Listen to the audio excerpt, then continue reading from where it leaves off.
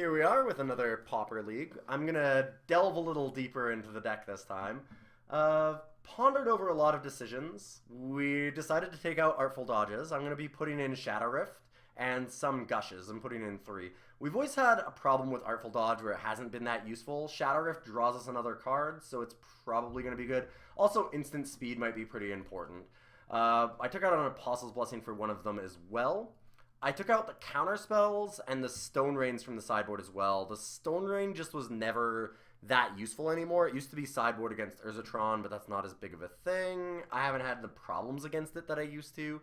The counter spells were just my own thing, just in case of something. I needed a slot, and I wasn't sure what to put there anymore. So I was kind of a filler slot anyways. Prohibit seems a little better because it's better on the mana, and it does counter most of the same things anyways. And we put in Electrickery for all of the X1 creatures that are running around. So I think that now we need to probe a little deeper with the deck and ask the ultimate question with it. Is it good?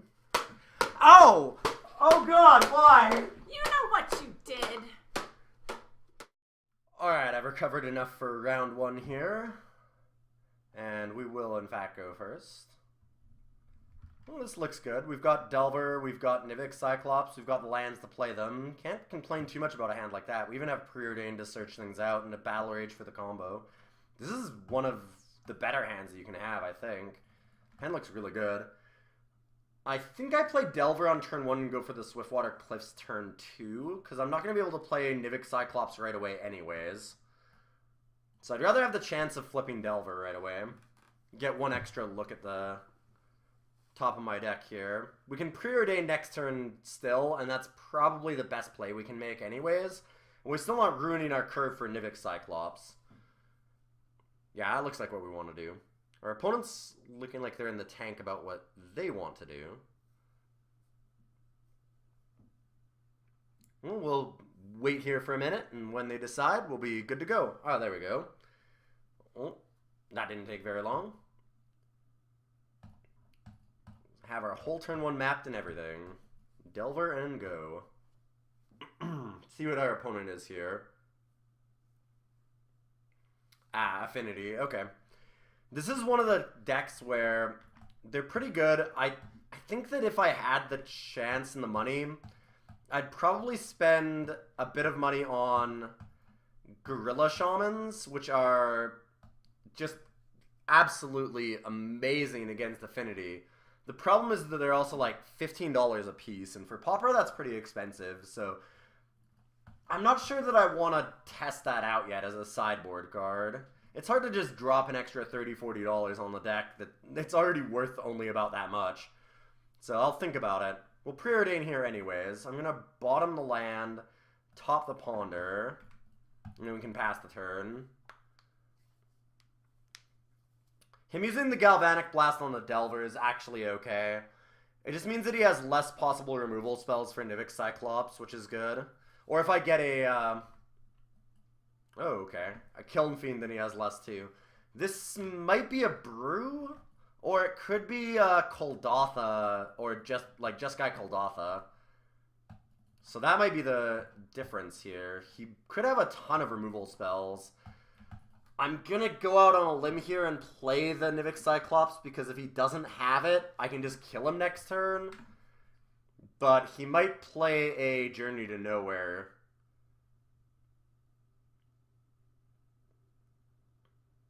This is a Journey.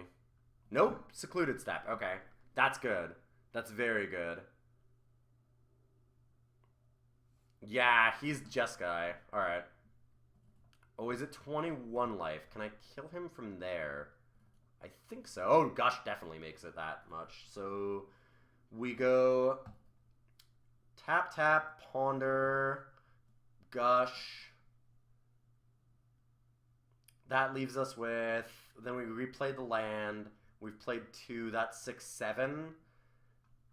8, 9, 10. Yeah, way more than enough. So we... Tap and tap, Ponder, always yield. Yeah, Gush is amazing. Another Gush. I don't need a second Gush. We go... I don't need any of these cards, really. So, like, Battle Rage, Gush, Preordain? Sure. No reason to shuffle or anything. Return both these.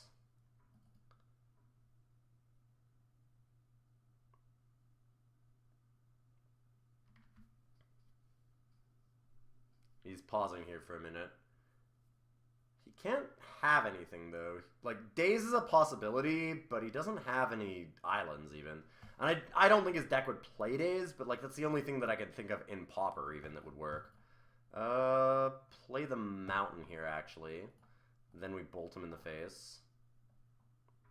And then we Battle Rage.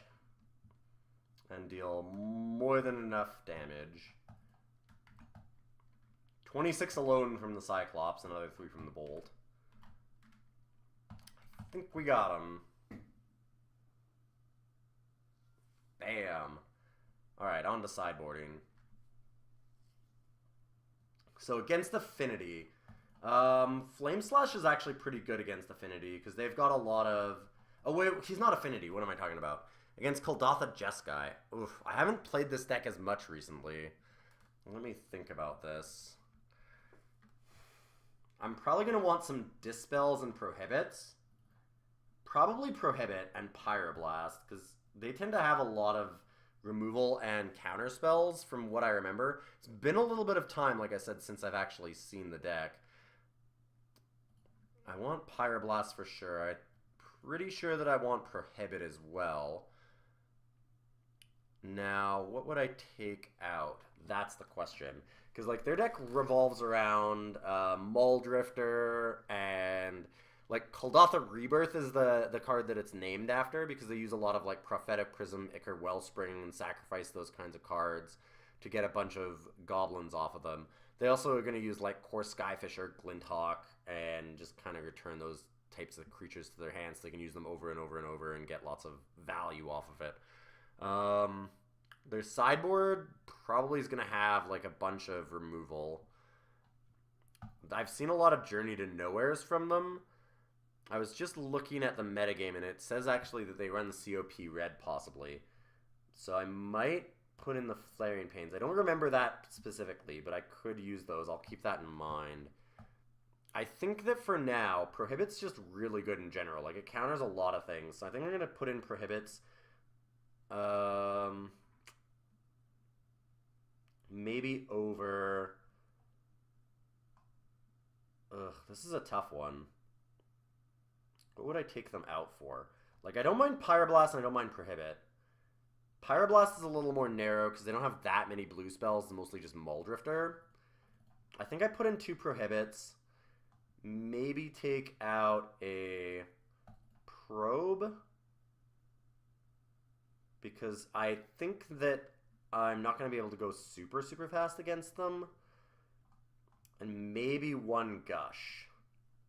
I do really like Gush, but it is kind of a, like, the turn that you're going off combo piece generally.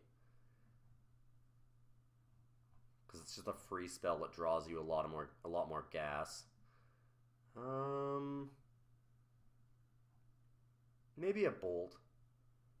I can kind of ignore their creatures. Like, they have creatures they're going to pressure us with eventually. They have, like I said, the Glinthawks and the Skyfisher and things like that, but I might take it out. Alright, I'll try this. We'll see if that's correct.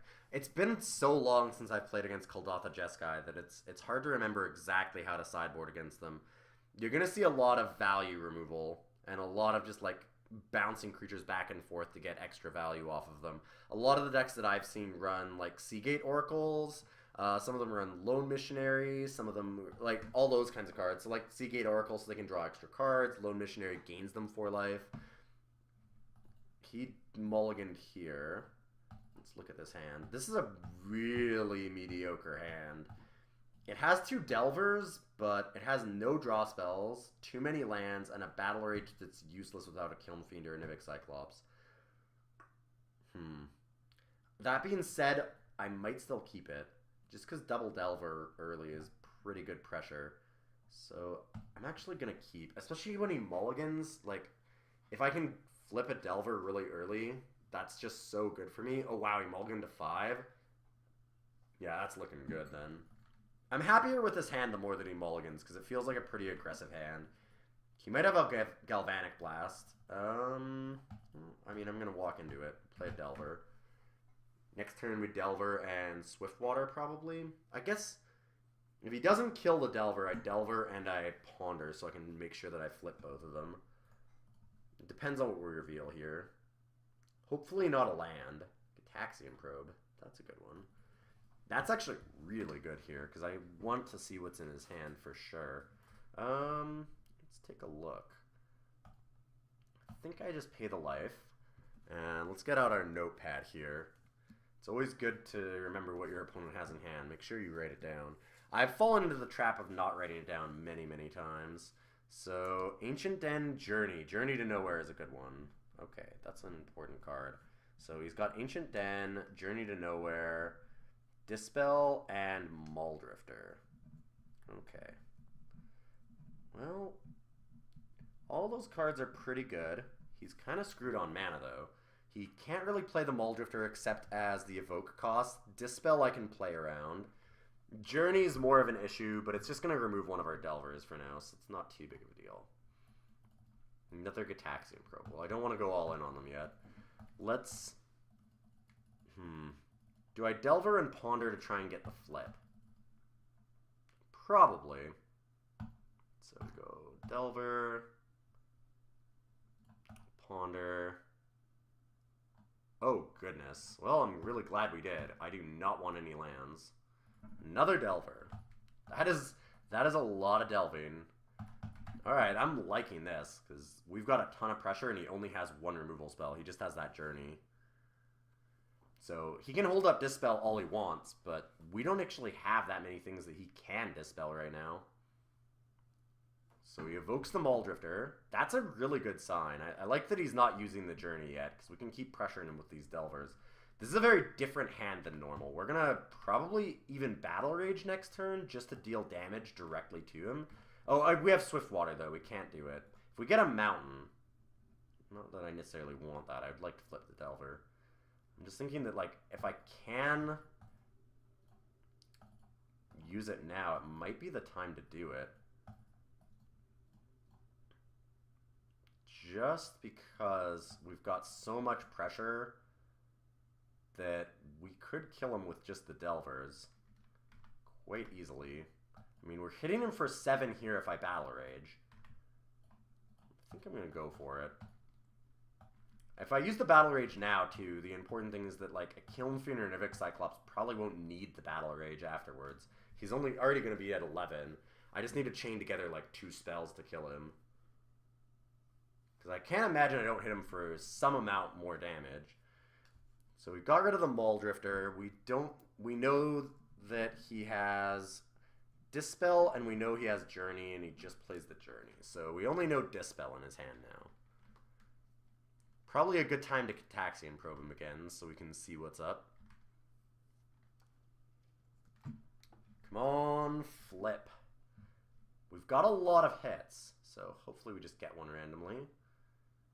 Gush. Gush is a good one.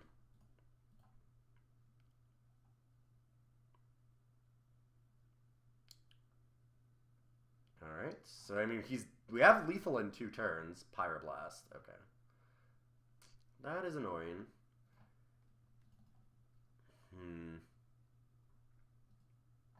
So, probe him. And, I mean, I might as well tap the land. I'm going to return it with Gush anyways. So, tap, probe.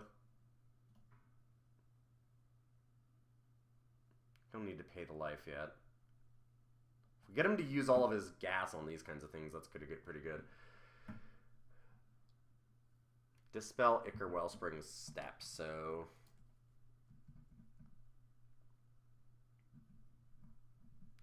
we'll need to wait for him to tap the blue to play the Gush. This is going to be interesting. He has Secluded Step that he can cycle, so at end of turn I could Gush. Ooh, there's a Kiln Fiend. So, attack with the Insectile Aberration. Play the Kiln Fiend. He has no removal for it yet. And if he uses removal on that, then it means that we still have a Delver going. Play the Kiln Fiend. Play the Cliffs. When he goes to cycle at end of turn, I should be able to Gush. Oh, he's doing it main phase? Oh, that's really nice. Thanks. I want to make sure that I can resolve that. 2 extra cards seems pretty nice.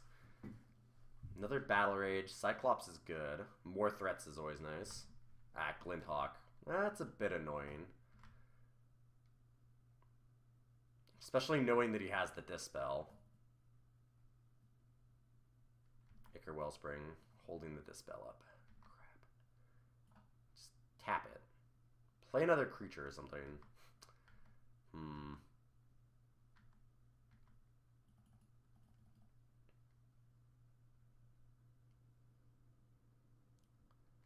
Well, I guess we swing in, trade with the Glinthawk. I can play the Battle Rage and get him to use the Dispel. Or he just scoops the match. Okay. That's also a thing he can do. I don't think he was dead yet. That's a very interesting choice from our opponent. Well, that's one way to win round 1. I guess that we'll see you all in round 2. I think that I might have... I'm going to go through the turn here really quickly anyways, because I think it's an interesting turn. Knowing that he has the Dispel, it's hard to play the Battle Rage. I might just, like, attack with both creatures and then play land Cyclops. He trades for the Insectile Aberration. I don't know. I mean, because the other option is to play Swiftwater. Attack with both. He blocks the Aberration. I Battle Rage the Aberration in response so that he loses the Glinthawk. He counters that, but that means that I get in for 4 with Kiln Fiend, and then all I need to do is draw any instant or sorcery, and I should be good. But, yeah, I don't know. I don't know what those other 2 cards in his hand were that he just gave up the whole match. That seems very interesting. Because he could have stabilized there. He just needed 1 or 2 turns, and it was very possible that I didn't get enough gas and couldn't go anywhere. I mean, he knows that I have at least 2 islands in my hand, so there's only 4 cards that he doesn't know about. I guess that he doesn't know that 2 of those ones are lands, but... Alright, I'm pretty happy with the way that turned out, because I would have had a much tougher time winning that game than I think my opponent realized. On to round 2. I just need to buy myself a little bit of time. Intimidator Initiate. So you can actually make it so that this can't block. Which he's going to do by killing it.